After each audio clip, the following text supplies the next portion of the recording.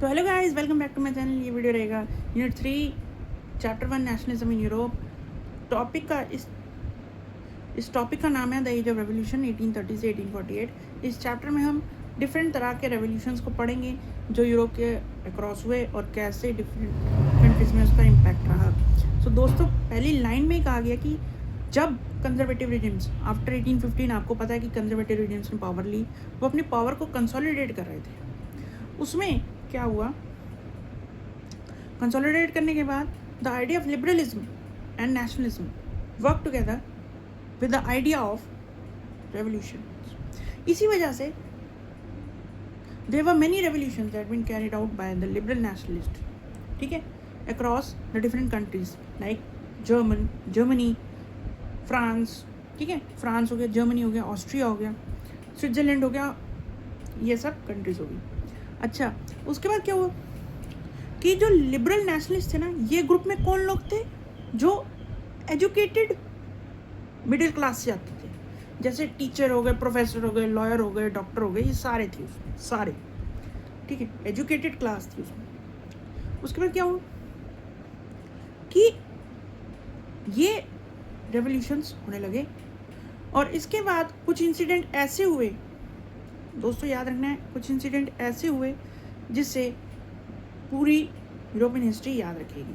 तो पहला था the अपीवल in France, the first was the अपीवल in France in 1830। इसमें क्या हुआ, द कंजर्वेटिव बॉर्बन डायनेस्टी जो फ्रांस में रूल कर रही थी, दे वर गिवन द पावर। आपको पता होगा, पिछली वीडियो में बताया था, इनको पावर मिल गई थी क्योंकि इनको पहले डिथ्रोन कर दिया गया था फ्रेंच रेवोल्यूशन के बाद, फिर इनको वापस पावर में लाया गया by the Vienna treaty of Vienna. तो अब उनको वापस से they were overthrown by the liberal revolutionaries, ठीक है, they were overthrown and the revolutionaries created, they demanded a constitution monarchy, freedom of press. उसके बाद कहने लगे कि कॉन्स्टिट्यूशन मोनार्की बन सकता है, और उसके बाद कहने लगे it should be done by, उन्होंने लुइस फिलिपी नाम के बंदे को they give him, made him the head of the country। Simple है। यहाँ पे मैटरनिच, ड्यूक मैटरनिच याद रखना है, जिन्होंने वेना ट्रीटी कराई थी 1815 में, जो प्योर कंजर्वेटिव थे, मैंने कल भी बताया था, प्योर कंजर्वेटिव थे। तो उन्होंने ये कहा कि when the France sneezes, rest of the world Europe causes catches the cold. इसका मतलब होता है कि अगर फ्रांस में कुछ होगा तो हमें पता है कि धीरे धीरे वो पूरे यूरोप को चपेट में ले लेगा, ठीक है। और क्या कहा गया आगे, इसको देखा देखी इंसिडेंट जो हुआ ना आगे, वहाँ पे याद रखना कि the feeling of nationalism inspired, किसको इंस्पायर कर दिया, had created a uprising in Belgium in the city of Brussels. This led to the breaking up of the Belgium country and gain its independence.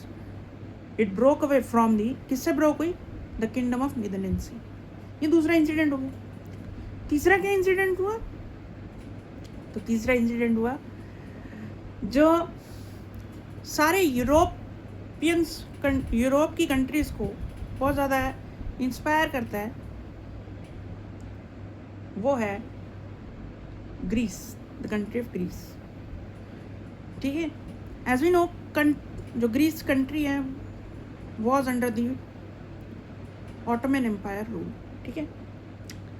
Greece और independence कैसे शुरू हुआ कि जैसे ही all over the world European countries में nationalism की आवाज़ चल रही थी, आइडियाज चल रहे थे, लिबरलिज्म के आइडियाज चल रहे थे, the Greeks got the idea of get their independence. Greeks को आइडिया मिला यार हम इंडिपेंडेंस ले सकते हैं, ठीक है। So they started the Greek war of independence in 1821, 1821 में शुरू किया। Many poets and artist and Europeans and many western Europeans sympathizers of Greek independence and many other Greeks living in exile supported and applauded the idea of Greek War of Independence. So अब इसमें क्या example आएगा, they gotten their opinion, they got the public opinion right. They said, the Greece said that we the people have an right to get freedom, and that's why क्या हुआ, Lord Brian करके जो English poet थे ना, उन्होंने तो funds लिए, ठीक है, फंड्स कलेक्ट किए for the war of independence for Greece, and they he also fought, उन्होंने लड़ा भी ग्रीक वॉर ऑफ इंडिपेंडेंस में लड़ा भी, लेकिन 1824 he died due to fever. And in the last, this is one marker and important, MCQ भी पूछ सकता है, ऐसे भी पूछ सकता है. So this is the treaty of Constantinople. Constantinople, it is a treaty. This was a treaty signed in 1832 that declared Greece. याद रखेंगे 1832 में ट्रीटी ऑफ कॉन्स्टेंटिनोपल हुआ. उसके बाद ग्रीस को as an independent nation recognize कर लिया गया. Greece got it independence. Greece independence जी रहा है अपनी 1832 से, ठीक है ना. So that's all. ये एक इंट्रो था. आगे आने वाली वीडियोज़ में इस यूनिट को कवर करेंगे, और आई होप आपको ये वीडियो पसंद आया होगा. This is all for today. Don't forget to like, share and subscribe. दोस्तों, तब तक के लिए बाय बाय.